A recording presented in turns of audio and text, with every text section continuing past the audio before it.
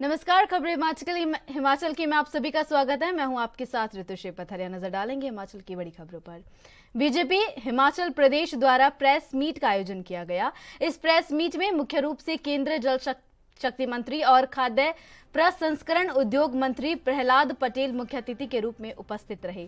Meet में नेता प्रतिपक्ष जयराम ठाकुर, बीजेपी प्रदेश अध्यक्ष डॉक्टर राजीव बिंदल सहित अन्य मंत्री मौजूद रहे। केंद्रीय मंत्री प्रहलाद पटेल ने अपनी प्रस्तुति मीडिया के समक्ष रखते हुए कहा कि भारत वो दिन भूल नहीं सकता जब ये कहा जाता था कि हम तो दिल्ली से 1 रुपए भेजते हैं लेकिन गरीबों तक सिर्फ 15 पैसे पहुंचते हैं, और देश के ये दिन भी नहीं भूलेगा कि आज दिल्ली से 100 रुपए चलता है तो गरीब के पास पूरा 100 रुपए उसके पास पहुंचता है। वहीं नेता प्रतिपक्ष जयराम ठाकुर ने कहा कि हमारे लिए प्रसन्नता का विषय है कि केंद्र सरकार के 9 वर्ष 30 मई को पूर्ण होने जा रहे हैं। कांग्रेस सरकार के कार्यकाल में भारत अपनी पहचान खो रहा था, पर पिछले 9 वर्षों में भारत ने नरेंद्र मोदी के नेतृत्व में विश्व के मानचित्र पर एक अलग पहचान बनाई है।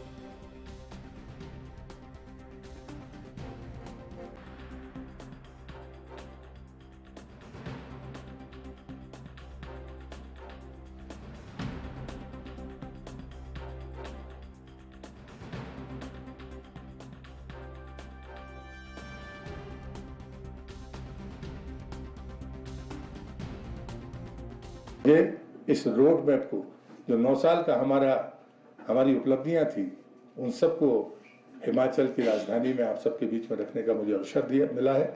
और मैं मानता हूं कि हम सब इस पर जरूर चर्चा करेंगे। हमारे जितने भी राज्य के आदरणीय नेतागण हैं वो आपसे इंटरेक्शन करेंगे, और मैं मानता हूं ये परंपरा सबके साथ होनी चाहिए कि जो करता है वो उपलब्धियां अगर आपके सामने होंगी तो समीक्षा से लेकर समाचार तक आपको शायद तुलना करने में मदद मिलेगी। इसी निवेदन के साथ मैं आपका धन्यवाद करके अपनी बात को समाप्त करता हूं। धन्यवाद। निर्यात के बारे में मैं एक आंकड़ा फूड प्रोसेसिंग का जरूर दे सकता हूं, बाकी निर्यात के आंकड़े तो आपके सामने हैं। हमने रक्षा क्षेत्र में निर्यात शुरू किया, लेकिन फूड प्रोसेसिंग में जब प्रधानमंत्री जी ने कहा था कि $400 बिलियन का एक्सपोर्ट होगा, $1 बिलियन का, और उसके बाद में लगता था कोरोना के बाद क्या होगा, लेकिन कोरोना के बीच में ही हम इस आंकड़े को पार कर गए। उसका मतलब है कि जो हमारी प्रगति है, जो हमारे लोगों के काम करने का तरीका है, और वो चीजें ऐसी चीजें हैं जो लगभग रोजमर्रा के उपयोग की है। तो एक्सपोर्ट का जो भी सेक्टर है, चाहे वो शस्त्रों का हो, चाहे वो दवाइयों का हो, हम सब तरफ एक तरफ से जो हमारी उछाल है, वो उछाल जबरदस्त उछाल है, जिससे मुझे लगता है देखने की जरूरत है। 9 करोड़ 6 लाख परिवारों को गैस कनेक्शन, इसके बारे में मुझे कहने की जरूरत नहीं है, देश ने इसको स्वीकार किया है। हो चुका हिमाचल प्रदेश में कुल मिला करके हमारी रोड की लेंथ टोटल जो है 39,000 किलोमीटर है, और उसमें 20,000 किलोमीटर 20,000 किलोमीटर कंट्रीब्यूशन पीएमजीएसवाई का है, प्रधानमंत्री ग्राम सड़क योजना का है। और फेज 3 का जो हमारा चंबा से आदरणीय प्रधानमंत्री जी ने शुरू किया है, उसके अंतर्गत हिमाचल प्रदेश में 3,000 करोड़ रुपए की लागत से जो प्रधानमंत्री ग्राम सड़क की योजना के माध्यम से सड़कों का निर्माण होगा, और उनका रखरखाव, उन सारी चीजों को लेकर के भी हम आगे बढ़े। बहुत सारी चीजों की बात करें, अगर आयुष्मान भारत आदरणीय प्रधानमंत्री जी ने पूरे देश में शुरू किया, तो हिमाचल प्रदेश ने हिम केयर के माध्यम से उसको आगे बढ़ाया। स्वास्थ्य की सुविधाएं हिमाचल प्रदेश में लोगों को मिली। अगर केंद्र ने उज्ज्वला योजना शुरू की, तो हिमाचल प्रदेश ने हिम केयर गृहिणी सुविधा योजना के माध्यम से अपना काम आगे बढ़ाया, और हर घर में गैस का चूल्हा पहुंचाने में हमने सफलता हासिल की। इसलिए बहुत सारी बातों का हम जिक्र कर सकते हैं, समय का अभाव है। मैं सिर्फ कनेक्टिविटी की अगर बात कहें, कनेक्टिविटी की दृष्टि से आज हमारा बाई एयर कनेक्टिविटी का हम जिक्र करें तो हमारा कांगड़ा का एयरपोर्ट जहां पर मात्र 2 फ्लाइट चलती थी, आज वहां पर 9 फ्लाइट चल रही है। 9 फ्लाइट वहां पर कांगड़ा में चल रही है। हमारा शिमला का एयरपोर्ट लगभग 4 सालों से बंद पड़ा था। वहां पर हमने अपनी सरकार के दौरान जो है एक नई शुरुआत की, अलायंस की, जो केंद्र सरकार की ओर से जो फ्लाइट हमको यहाँ पर स्वीकृत हुई, उसके मुताबिक आज हमको यहाँ हिमाचल का निश्चित रूप से जो विकास के नए आयाम स्थापित किए हैं, उन सारी चीजों को ध्यान में रखते हुए आदरणीय प्रधानमंत्री नरेंद्र भाई मोदी जी फिर से देश के प्रधानमंत्री बने, ये हम सब की भावना है, सबकी एक इच्छा है और इस इच्छा को पूर्ण करने के लिए हम सब लोग काम करेंगे। आज के इस कार्यक्रम में आदरणीय मंत्री प्रहलाद पटेल जी हमारे बीच में वो सारा विषय रखेंगे। आप सब आज के इस कार्यक्रम में आए, आप सबको बहुत बहुत धन्यवाद। हिमाचल प्रदेश कांग्रेस अध्यक्ष और सांसद प्रतिभा सिंह ने मोदी सरकार के 9 सालों के कार्यकाल पर निशाना साधा है। उन्होंने कहा कि केंद्र सरकार के 9 साल के शासनकाल में ऐसी कोई उपलब्धि नहीं है जिसका वह जश्न मना सके। बढ़ती महंगाई और बेरोजगारी से देश का युवा हताश है और निराश भी है। बीजेपी को अपने जन विरोधी निर्णयों के लिए देश से माफी मांगनी चाहिए। उन्होंने कहा कि नोटबंदी और मनमाने ढंग से जीएसटी लागू करने जैसे तानाशाही निर्णयों से देश की अर्थव्यवस्था पर जो प्रहार किया है, उससे देश में 30 से 40% बेरोजगारी बढ़ी है। महंगाई का आंकड़ा इस कद्र बढ़ा है कि आम और गरीब लोगों को अपना जीवन पर असर पड़ रहा है। हर साल 2 करोड़ बेरोजगार युवाओं को रोजगार देने का जो वादा प्रधानमंत्री ने किया था, वह झूठा साबित हुआ।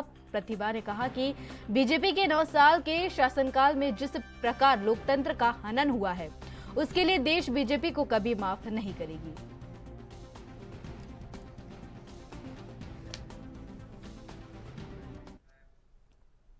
जिला ऊना के गगरेट विधानसभा क्षेत्र के एसडीएम कार्यालय के बाहर बीजेपी विश्व हिंदू परिषद बजरंग दल के साथ ही स्थानीय लोगों ने क्षेत्र में खोले जा रहे बूचड़खाने के विरोध में विश्राम गृह से लेकर एसडीएम कार्यालय तक पहले रोष मार्च निकाला और फिर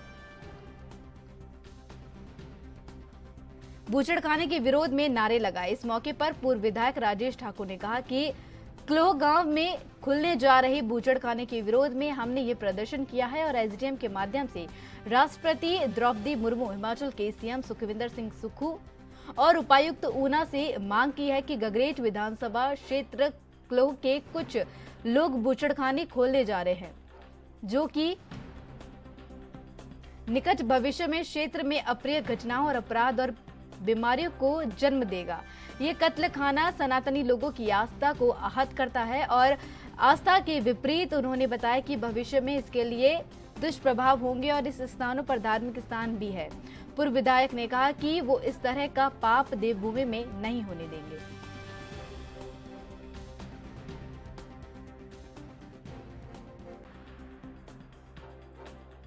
इलाके की धार्मिक आस्था से जुड़ा हुआ मुद्दा है। हमारे यहाँ ये दरबार है हमारा, क्योंकि जौनपुर से चिंतपूर्णी माता के और शिवबाड़ी और हमारे नेको ज्वाला जी, हमारी चिंतपूर्णी, हमारे चामुंडा देवी जी और सारी देवियों का दरबार है। तो इस दरबार के अंदर आज एक बूचड़खाना खोला जा रहा है, जिस बूचड़खाने के विरोध में गाँववासी भी उतरे हैं और इस गाँव के इलाके में इसकी सनसनी खबरें फैली रही हैं और लोगों की एक मान्यता भी है, धार्मिक आस्था भी है। अगर इस इलाके में ये बूचड़खाना खुला, जिसकी गंदगी, जिसकी कहते मुश्क इतनी दूर तक जाती है, जहाँ लोगों का बदबू इतनी दूर तक जाएगी कि लोगों का रहना सहना बहुत मुश्किल हो जाएगा। तो इस धार्मिक नगरी में, और ये गगरेट के क्षेत्र वैसे भी धार्मिक नगरी है, यहाँ हर गांव में धार्मिक आस्था के साथ लोग जुड़े हैं, हर गांव में भागवत होती है, हर गांव में यज्ञ होता है और ये धर्म से जुड़ा हुआ मुद्दा है और किसी भी कीमत में खोला नहीं जाएगा और इसके लिए हमें जहाँ तक जाना पड़ेगा हम जाएंगे, चाहे पूरा गगरेट के क्षेत्र, चाहे पूरा ऊना जिला इकट्ठा करना पड़ेगा। हम इसको लेकर पूरे तरीके से सरकार के खिलाफ हर तरीके से इकट्ठे होकर धरना प्रदर्शन भी करेंगे और आंदोलन भी करेंगे और जो हो सकता है उसके लिए करेंगे, परंतु इसको बंद करने के लिए हम सरकार से आज अनुरोध करने आए हैं कि सरकार इसके में हस्तक्षेप करे और इसको बंद कराए। और हम यहाँ के विधायक और वहाँ हमारे अपने मुख्यमंत्री इन सबको ये कहते हैं कि आप इसको धार्मिक मुद्दे को और इस आस्था के मुद्दे को लेकर सरकार के पास जाइए और इसको बंद कराइए, यही सबका ये अनुरोध है। नाहन में विधायक अजय सोलंकी ने 6 आधुनिक बसों को हरी झंडी दिखाकर रवाना किया। ये बसें जीपीएस सिस्टम से लैस है और इनके परिवहन के बेड़े के शामिल होने से लोगों को सुविधा मिलेगी। विधायक अजय सोलंकी ने बताया कि जल्द ही नाहन के अंतर्राज्यीय बस अड्डे का भी सुधारीकरण किया जाएगा ताकि सभी लोगों को सुविधा मिल सके। इससे पहले विधायक अजय सोलंकी का बस स्टैंड पहुंचने पर कार्यकर्ताओं ने जोरदार स्वागत किया। साथ ही इस मौके पर सोलंकी ने बताया कि इन बसों के आने से अब मनाली देहरादून की यात्रा सुगम होगी और इससे लोगों को सुविधा मिलेगी। साथ ही सरकार का प्रयास है कि प्रदेश को हरित राज्य बनाया जाए। इसमें इन आधुनिक बसों के आने से एक कदम बढ़ाया गया है।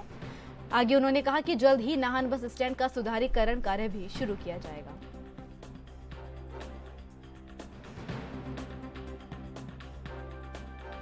HRTC नाहन डिपो में तो अभी सरकार ने हाल ही में जो 6 नई बसें के लिए आज उनको हरी झंडी दिखाई गई और आज अभी पहले तो तलोपुर मंदिर के लिए बसें रवाना हो रही।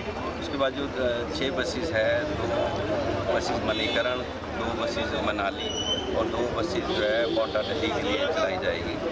और इसके अलावा भी और भी अभी चलाने बाकी हैं ताकि HRTC को भी उसका रेवेन्यू भी आए और HRTC तरक्की की तरफ चले और लोगों को, सबसे बड़ी बात है, लोगों को सुविधा मिले। तो निश्चित तौर पे आने वाले समय में जो है बसेस का जो अभाव है उसको भी पूरा करने का प्रयास किया जाएगा। माननीय मुख्यमंत्री जी का ग्रीन हिमाचल का, तो अब आने वाले समय में हो सकता है कि इसमें इलेक्ट्रिक बसेस का भी इजाफा हो हमारे ज़िला में। और हम चाहते भी हैं कि हमारा एनवायरनमेंट जो है स्वच्छ रहे। ग्रीन हिमाचल का जो सपना देखा है हम, न केवल एक सरकार का जबकि आम नागरिक का भी है दायित्व बन जाता है कि हम जो है अपने वातावरण को भी शुद्ध रखें और जो ग्रीन हिमाचल है उसको, जो ये सपना है उसको साकार करें।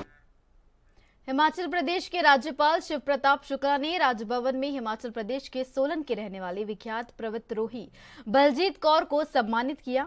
उन्होंने बलजीत कौर की पर्वतारोहण के क्षेत्र में उपलब्धियों और जज्बे के लिए सराहना की। इस अवसर पर बलजीत कौर की माता शांति देवी भी उपस्थित रही। इस मौके पर राज्यपाल ने कहा कि प्रदेश के लिए ये गर्व की बात है कि बलजीत कौर ने दुनिया की सबसे ऊंची चोटी एवरेस्ट पर भारत का तिरंगा लहराया है। उन्होंने 1 महीने से कम समय में एवरेस्ट समेत 8000 से ऊंची 5 पर्वत चोटियों पर चढ़कर अपनी प्रतिभा को सिद्ध किया है। इस अवसर पर बलजीत कौर ने माउंट एवरेस्ट समेत अपने अन्य पर्वतारोहण के अनुभव को साझा किया। साथ ही उन्होंने बताया कि अन्नपूर्णा दुनिया की 10वीं सबसे ऊंची चोटी है और इससे उन्होंने बिना ऑक्सीजन सपोर्ट के फतह किया था। इस दौरान हुए पूरे घटनाक्रम की उन्होंने जानकारी भी दी। उन्होंने राज्यपाल का अस्पताल में फोन करके भी आभार व्यक्त किया।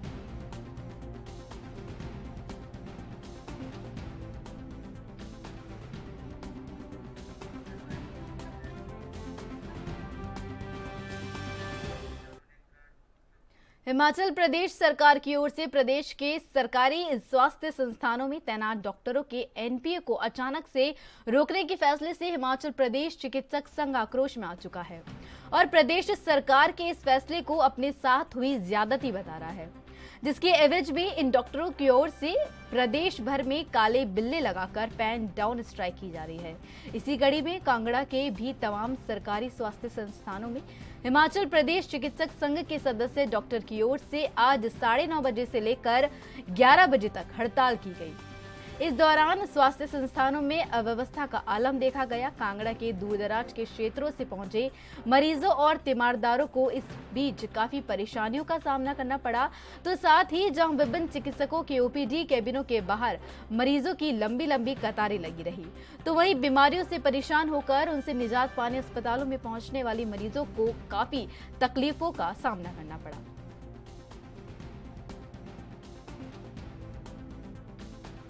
जो हम जो अभी स्ट्राइक पिछले शुक्रवार से कर रहे हैं, जिसमें हमने एक दिन काले बिल्ले लगाकर काम किया और आज से हम लोग 9:30 से लेकर 11 बजे तक जो हम पेन डाउन स्ट्राइक कर रहे हैं, उसकी यही वजह है कि 24 मई को जो हमारा नॉन प्रैक्टिसिंग अलाउंस यानी कि एनपीए सरकार ने उसे बंद कर दिया था, तो उसी के विरोध में ये स्ट्राइक की जा रही है।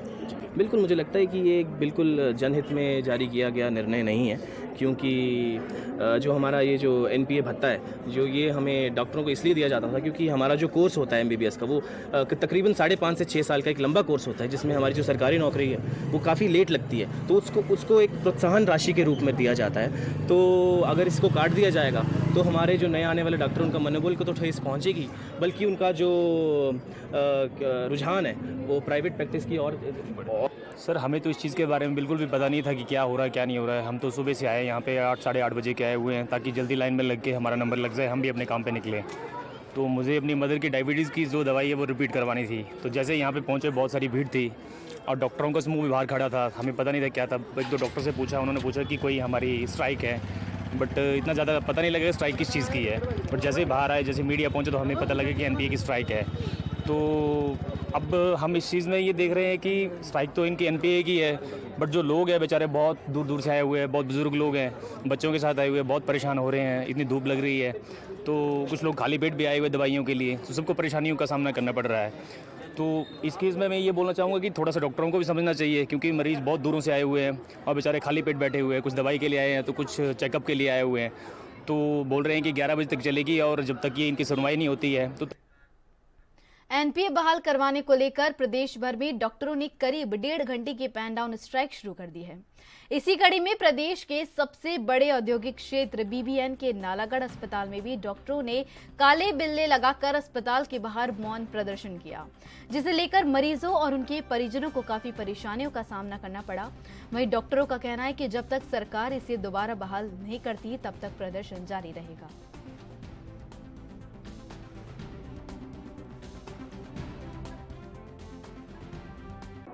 हड़ताल हमारी जो सरकार है उन्होंने एनपीए एबॉलिश करने का जो इन्होंने अभी नोटिफिकेशन जारी हुई है, जो हमारे आने वाले डॉक्टर्स हैं, तो उसके खिलाफ़ ये हमारा प्रदर्शन है। एक तरह से हमारी जो एसोसिएशन है, हमारी जो HMOA एसोसिएशन, उन्होंने फैसला लिया है कि 9:30 से 11 जो है हम हर रोज़ जो है पेन डाउन स्ट्राइक हुआ करेगी।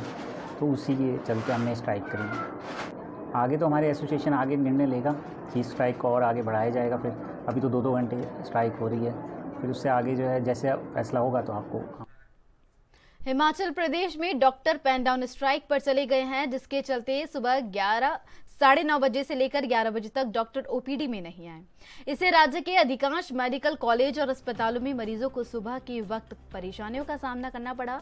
प्रदेश के सबसे बड़े अस्पताल IGMC शिमला में भी डॉक्टरों और MBBS के छात्रों ने सुबह काले बिल्ले लगाकर IGMC के बाहर मौन प्रदर्शन किया, जिससे मरीजों को काफी परेशानियों का सामना करना पड़ा। वहीं MBBS के छात्र प्रियतुल नड्डा का कहना है कि सरकार ने 24 मई को डॉक्टरों को मिलने वाला NPA बंद कर दिया है, जो कि गलत है। इससे डॉक्टरों के वेतन पर काफी असर पड़ेगा, जिसके खिलाफ आज से पेन डाउन स्ट्राइक शुरू कर दी गई है और जब तक अधिसूचना वापस नहीं ली जाती तब तक विरोध जारी रहेगा।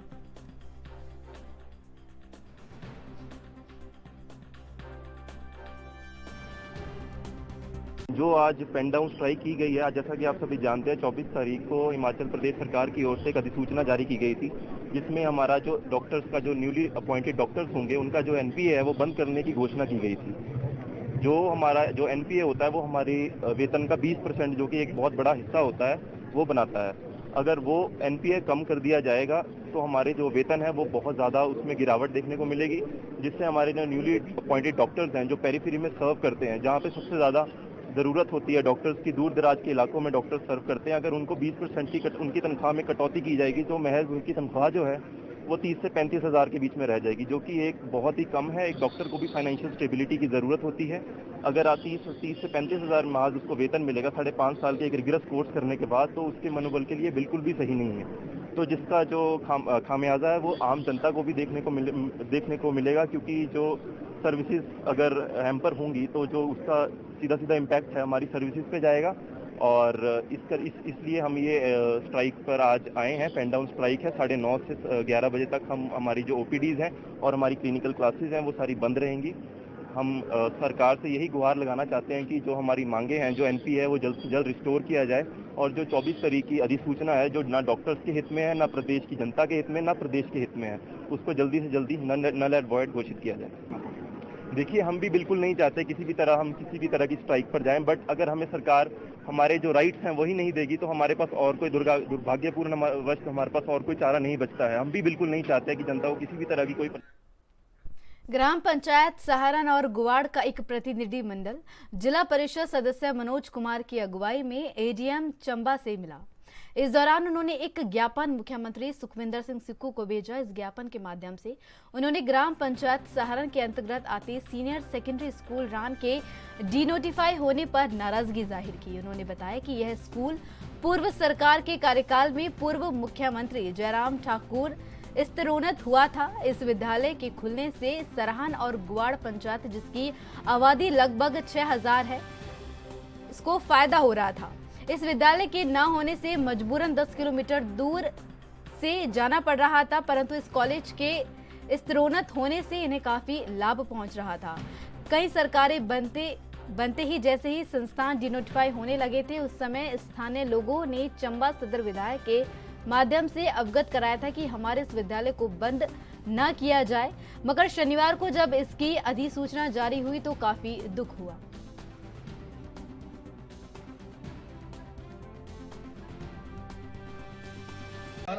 आज ग्राम पंचायत सराहन और गुवाड़ के जो स्थानीय लोग हैं, पंचायत प्रधान, उप प्रधान, पंचायत प्रतिनिधियों के अलावा भी स्थानीय ग्रामीण काफ़ी संख्या में आज जो है हम उपायुक्त चंबा से मिलने आए थे। आज हम अतिरिक्त उपायुक्त माननीय अमित मेहरा जी से मिले हैं और आज जो मिलने का हमारा मुख्य उद्देश्य था वो ये था कि जो ग्राम पंचायत सराहन के अंदर जो एक स्कूल खोला गया था पिछली पूर्व सरकार के कार्यकाल में, सीनियर सेकेंडरी स्कूल रान, शनिवार को जो उसकी अधिसूचना जारी हुई है उसमें जो उस रान स्कूल था उसको जो है डीनोटिफाई कर दिया है। डीनोटिफाई की जो ये सरकार, नवी सरकार जो हिमाचल प्रदेश के अंदर बनी है, इन्होंने बिल्कुल, मैं तो ये कहना चाहूँगा, बिल्कुल भेदभाव की दृष्टि से जो है वो ये और बदले की भावना से जो है नवनियुक्त सरकार जो है वो कार्य कर रही है। क्योंकि एक तरफ तो जो शिक्षा को बढ़ावा देने की बात की जाती है, दूसरी तरफ जो है ग्रामीणों के जो गरीब लोग हैं जिनको जो है बड़ी मुश्किल से जो है वो क्योंकि चंबा नहीं आ पाते, ग्रामीण में घर द्वार जो है अगर कोई सेवा मिल रही है उसको जो बंद करने का कार्य नवनियुक्त सरकार ने किया है। हिमाचल प्रदेश के अंदर जितने भी संस्थान बंद हुए हैं उनमें एक बहाना सरकार ने ये लगाया था कि यहाँ पे स्टाफ नहीं है, यहाँ पे जो है वो बच्चे कम है, जब बच्चे नहीं होंगे तो पढ़ाएंगे किसे। लेकिन आप सब पत्रकार बंधुओं के माध्यम से, मैं और माननीय उपायुक्तों के माध्यम से हम एक ही बात उनको बताना चाहते हैं कि जो सीनियर सेकेंडरी स्कूल रान है वहाँ ना तो भवन की कमी है, सबसे बेस्ट भवन वहाँ पे बना हुआ है, एक कमरे अच्छे जो है बने हुए हैं और 6 कमरों का काम अभी चला हुआ है जो कि बहुत जल्द खत्म होने वाला है। दूसरी बच्चों की बात करें तो पिछले जो ये 25 तारीख को हमने स्कूल से डिटेल मंगवाई थी, उसमें जो है आपको बताना चाहूँगा कि सीनियर सेकेंडरी में सिर्फ 2 क्लासों में 43 बच्चे हैं, 25 बच्चों की कंडीशन है, लेकिन 43 बच्चे वहाँ पे शिक्षा ग्रहण कर रहे हैं। स्टाफ भी काफ़ी अच्छा है, शायद 1 या 2 जो अध्यापक है वो नहीं है, वरना स्टाफ भी पूरा और काफ़ी मेहनती और ईमानदारी से वो अपना काम कर रहे हैं और बच्चों को जो है पढ़ा रहे हैं। और 2 पंचायतों में करीबन 8 से 9 किलोमीटर का जो दायरा है उसमें बच्चों को सीनियर सेकेंडरी स्कूल साव जाना पड़ता था, अप डाउन करना पड़ता था। सुबह 5 बजे निकलते थे, शाम को 6 या 7 बजे वो बच्चे, चाहे सरी, मांद्रा या ऊपर के जो अपर एरिया गुवाड़, जिजरेट, इतने दूर दूर से बच्चे जाते थे। लेकिन रान स्कूल जो है खुलने के बाद जो है उनको सुविधाएं जो वो नज़दीक में मिल रही थी। तो ये सरासर जो है प्रदेश सरकार की मानसिकता को दर्शाता है और मैं उनको चेताना चाहता हूँ। आज हमने उपायुक्त के माध्यम से माननीय मुख्यमंत्री जी को है एक ज्ञापन सौंपा है, उस ज्ञापन के माध्यम से हमने सिर्फ आज और कल का 2 दिन का समय दिया है। अगर 2 दिन के अंदर जो है उसको दोबारा रीनोटिफाई नहीं किया जाता है तो बुधवार के दिन बुधवार सुबह जो है हम सब लोग ग्रामीण जो है उसी सीनियर सेकेंडरी स्कूल रान के प्रांगण में जो हम धरना प्रदर्शन करने वाले हैं, उन्हीं बच्चों को साथ में लेके। और ये जो धरना चलेगा ये 1 या 2 दिन के लिए नहीं होगा, जब तक हमारा स्कूल रीनोटिफाई नहीं होता है तब तक जो है वो। हिमाचल प्रदेश हाईकोर्ट के दूरदराज के क्षेत्रों के शिक्षण संस्थानों में शिक्षकों की तैनाती नहीं करने पर कड़ा संज्ञान लिया है। अदालत ने ऐसे संस्थानों के लिए शहर के भीड़ भाड़ वाले शिक्षण संस्थानों से शिक्षकों की तैनाती करने के आदेश दिए हैं। अदालत ने चौपाल में कुपवी के डिग्री कॉलेज में शिक्षकों के खाली पदों को भरने के लिए आदेश दिए हैं। कार्यवाहक मुख्य न्यायाधीश तरलोक सिंह चौहान और न्यायाधीश वीरेंद्र सिंह की खंडपीठ के राज्य सरकार ने 26 जून तक अनुपालना रिपोर्ट तलब की है। मामले की सुनवाई के दौरान अदालत ने पाया कि प्रदेश के शहर के शिक्षण संस्थानों में आवश्यकता से अधिक शिक्षकों की तैनाती की गई है। अदालत ने अपने आदेशों में कहा है कि सरकार शहर के उन शिक्षकों को प्रदेश के दूरदराज के संस्थानों में तैनाती दे सकती है जिन्होंने अपना सामान्य कार्यकाल पूरा कर लिया है।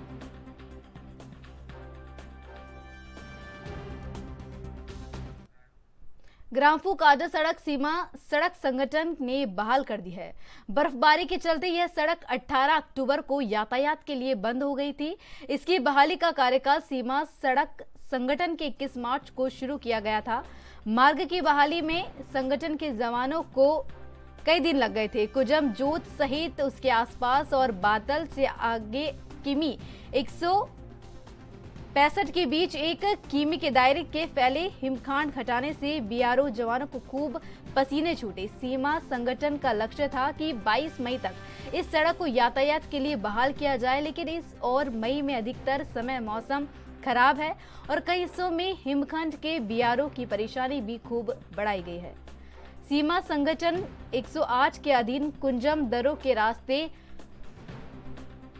तक बीआरओ के जवानों को बर्फ से खूब जंग लड़नी पड़ी।